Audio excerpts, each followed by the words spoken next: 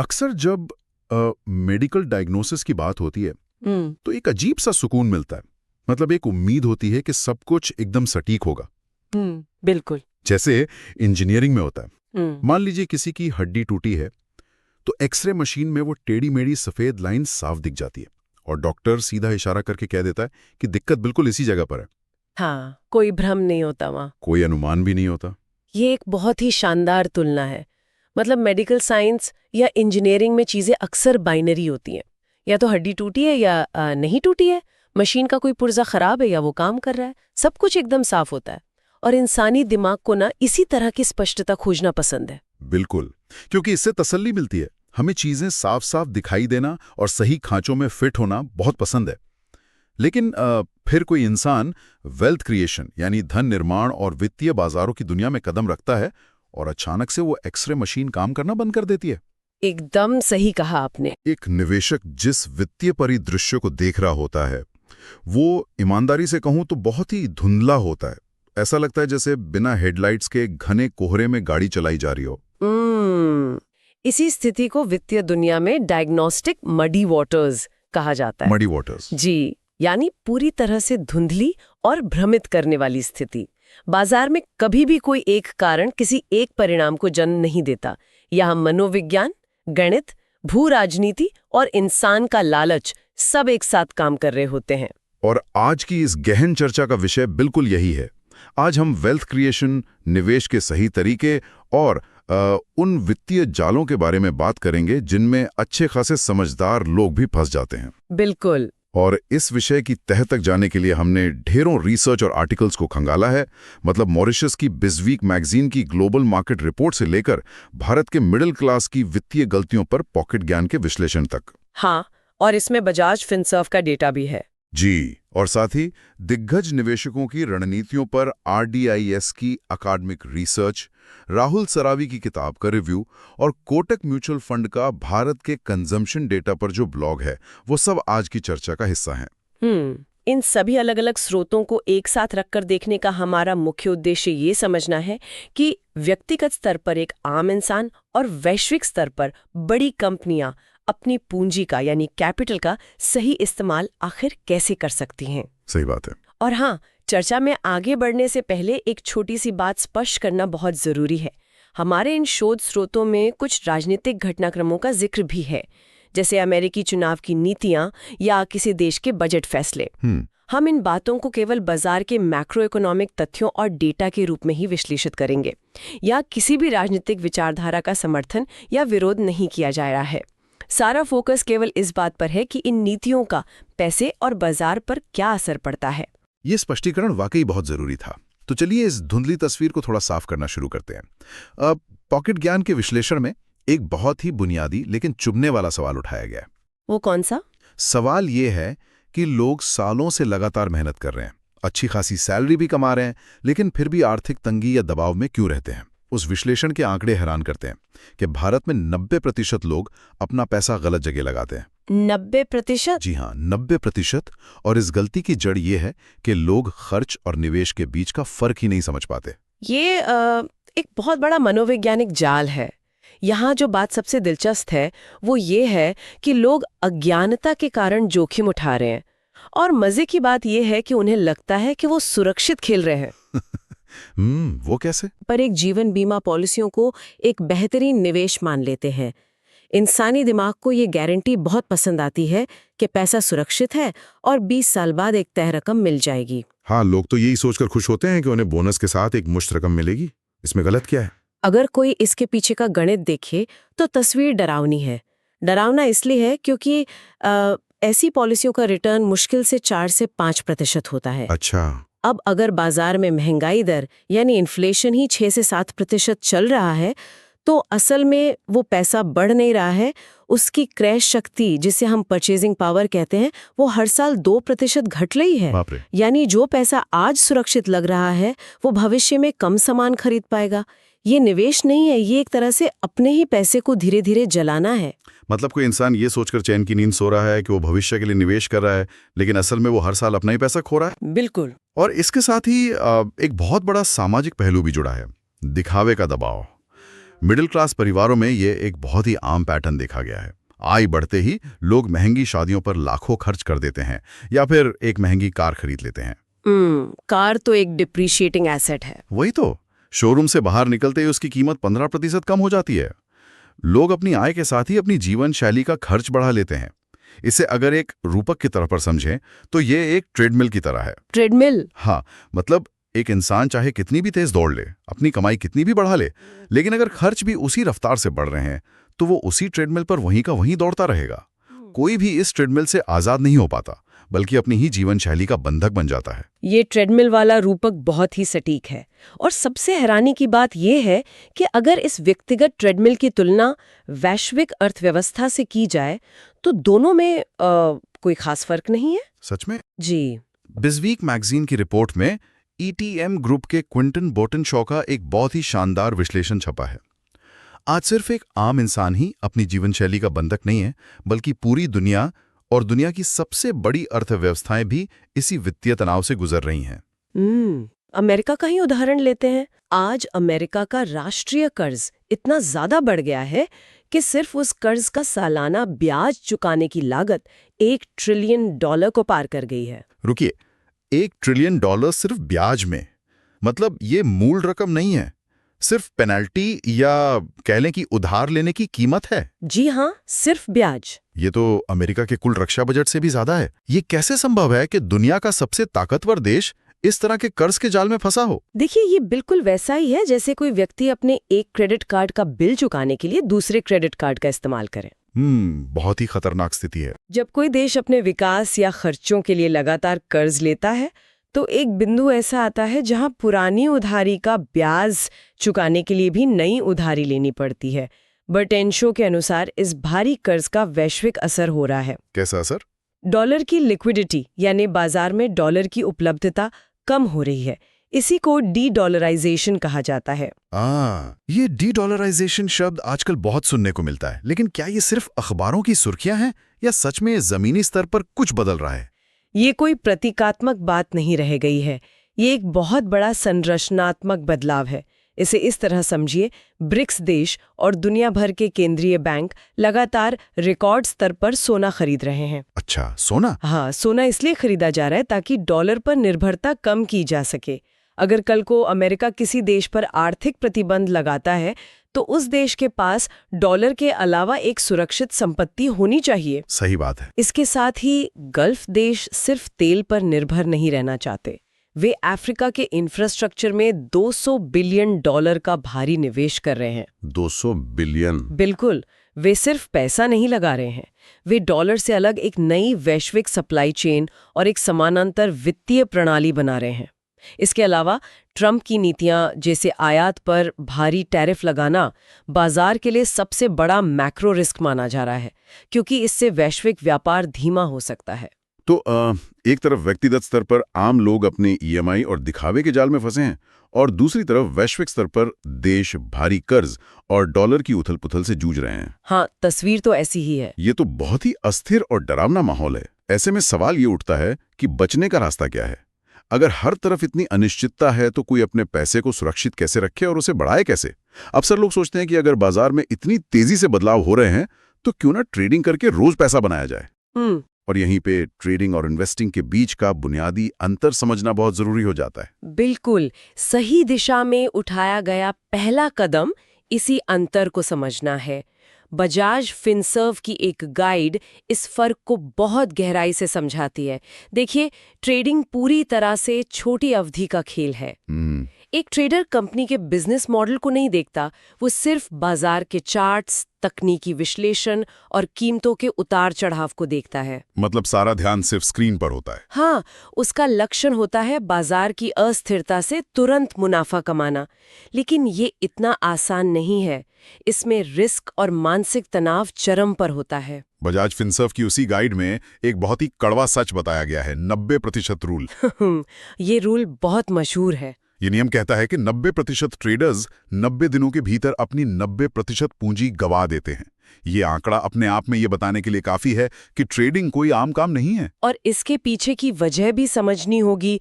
लोग इतनी जल्दी पैसा क्यों गंवाते हैं? क्यों? क्योंकि खेलूंगे अक्सर लेवरेज का इस्तेमाल होता है। लेवरेज यानी उधार? हाँ, ब्रोकर से उधार लेकर ट्रेड करना। मान लीजिए किसी के पास 10,000 रुपए हैं, तो लेवरेज के जरिए वो 1,00,000 रुपए का ट्रेड कर सकता है। अच्छा। अगर मुनाफा हुआ तो वो 1,00,000 पर होगा, जो सुनने में बहुत अच्छा लगता है। लेकिन अगर बाजार जरा सा भी विपरीत दिशा में गया तो नुकसान भी 1,00,000 पर ही होगा? बिल्कुल, और इंसान की अपनी 10,000 की मूल पूंजी पल भर में साफ हो सकती है। लेकिन अगर कोई चार्ट पढ़ना जानता है, बाजार के ट्रेंड्स को समझता है और लगातार स्क्रीन पर नजर रख सकता है, तो वो ट्रेडिंग क्यों ना करे? मेरा मतलब है वो 10 साल या 20 साल इंतजार क्यों करे जब वो इसी हफ्ते एक बड़ा मुनाफा कमा सकता है?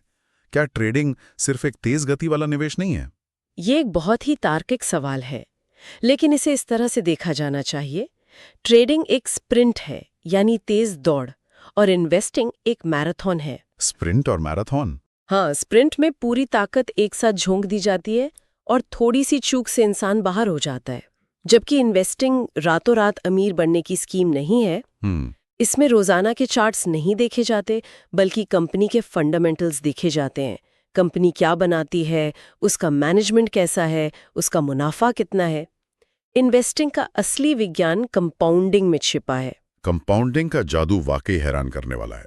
इसे एक बर्फ के गोले यानी स्नोबॉल के रूप में समझा जा सकता है। बिल्कुल, स्नोबॉल इफेक्ट। अगर कोई पहाड़ी की चोटी से एक छोटा सा बर्फ का गोला लुढ़काता है, तो जैसे जैसे वो नीचे आता है वो और बर्फ समेटता जाता है। शुरुआत में उसकी गति और आकार बहुत छोटा लगता है, लेकिन जब वो नीचे पहुंचता है तो एक विशाल रूप ले चुका होता है। अगर कोई 25 वर्ष की उम्र से लगातार निवेश शुरू करता है, तो 35 वर्ष की उम्र में शुरू करने वाले व्यक्ति की तुलना में उसका अंतिम रिटर्न कई गुना अधिक होता है। सही बात है। वो 10 साल का अतिरिक्त समय उस बर्फ के गोले को पहाड़ी पर और ऊपर से लुढ़कने का मौका देता है। बहुत खूब। और इसीलिए इन्वेस्टिंग में सबसे ज्यादा जरूरत धैर्य की होती है। असली लड़ाई शेयर बाजार से नहीं होती, असली लड़ाई इंसान की अपनी भावनाओं से होती है, यानी डर और लालच से। ठीक है, तो ये स्पष्ट है कि मैराथन दौड़ना ही संपत्ति बनाने का सही रास्ता है। लेकिन इस मैराथन को जीतने के लिए रणनीति क्या होनी चाहिए? सिर्फ किसी भी कंपनी का शेयर खरीदकर बैठ जाना तो काफी नहीं होगा। बिल्कुल नहीं। मॉरिशस की मैगजीन से लेकर भारत की एकेडमिक रिसर्च तक हर स्रोत में वैल्यू इन्वेस्टिंग का बहुत जिक्र किया गया है। आखिर ये वैल्यू इन्वेस्टिंग काम कैसे करती है? इसे समझने के लिए बिजविक की उस कवर स्टोरी को देखते हैं जहां मॉरिशस के एक्रिस्को इन्वेस्टमेंट मैनेजमेंट का विश्लेषण किया गया है। इस फंड के प्रबंधक वॉरेन बफे के सिद्धांतों का पालन करते हैं। बफे का निवेश दर्शन 85% बेंजामिन ग्राहम की सख्ती और 15% फिलिप फिशर की ग्रोथ रणनीति का मिश्रण है। एक्रिस्को का पूरा निवेश 3 बुनियादी स्तंभों पर टिका है। वो 3 स्तंभ कौन से हैं? पहला स्तंभ है क्वालिटी। इसका मतलब है कि कंपनी के पास एक इकोनॉमिक मोट होना चाहिए। यहाँ इकोनॉमिक मोट का मतलब उस खाई से है जो पुराने जमाने में किलों के चारों ओर खोदी जाती थी ताकि दुश्मन अंदर ना आ सकें। बिल्कुल वही विचार है। बिजनेस की दुनिया में मोट का मतलब है कंपनी की कोई ऐसी मजबूती जो उसके प्रतिस्पर्धियों को दूर रखे। जैसे कोई उदाहरण? ये एक बहुत मजबूत ब्रांड हो सकता है, जैसे कि एप्पल, जहां लोग ज्यादा कीमत देने को भी तैयार रहते हैं। या फिर ये एक ऐसा नेटवर्क इफेक्ट हो सकता है जिसे कोई और कॉपी ना कर सके। समझ गया। और दूसरा स्तंभ? दूसरा स्तंभ है रिस्पॉन्सिबिलिटी। अक्सर लोग ESG यानी पर्यावरण, समाज और गवर्नेंस को सिर्फ एक अच्छी नैतिकता मानते हैं, लेकिन दिग्गज निवेशक इसे रिस्क कंट्रोल के रूप में देखते हैं। वो कैसे? BP ऑयल स्पिल या ब्राजील के वेल डैम के टूटने जैसी दुर्घटनाओं को याद कीजिए। जिन कंपनियों का गवर्नेंस या पर्यावरण के प्रति रवैया खराब होता है, वे अंततः भारी जुर्माना भरते हैं और निवेशकों का पैसा डूब जाता है। ये तो बहुत तार्किक है। और तीसरा स्तंभ? और तीसरा और सबसे अहम स्तंभ है वैल्यूएशन। इसका सीधा सा मतलब है किसी भी शेयर को उसकी इंट्रिंसिक वैल्यू यानी वास्तविक कीमत से कम पर खरीदना, ताकि सुरक्षा का एक मार्जिन बना रहे। Margin of safety? जी। अगर कोई कंपनी 100 रुपए की है तो उसे 60 या 70 रुपए में खरीदने का इंतजार करना। ये तो बहुत ही अनुशासन वाला काम है। लेकिन अक्सर वित्तीय सलाहकारों से एक बात सुनने को मिलती है कि अपने पोर्टफोलियो को पूरी तरह से डाइवर्सिफाई करो।